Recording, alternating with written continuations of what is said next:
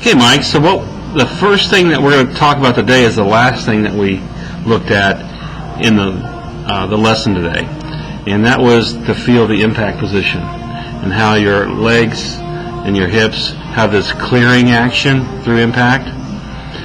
And you can see as you're coming through that your left hip is sort of bumping toward the screen.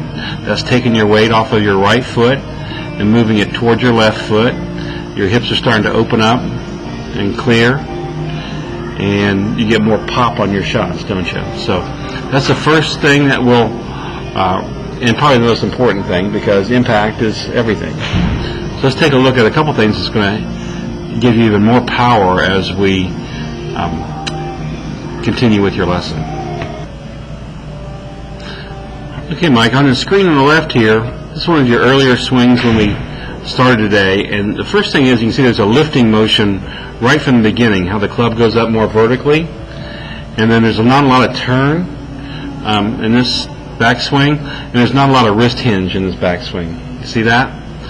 Then as we started to work throughout the lesson, you can see that there's more turn initially, and you're also starting to hinge your wrists more, or cock your wrists a little more, and now that's more of a fuller backswing, isn't it?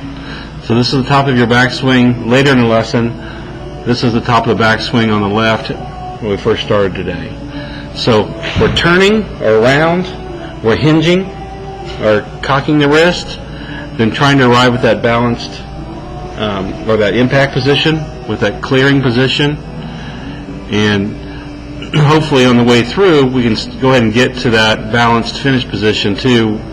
That's not the best example of it because we're working on something else there, but where your spine's straight, I can see the sole of your right shoe to support all that new energy that you have. All right, so good job today, and we'll see you next week here at Golf 365. All right.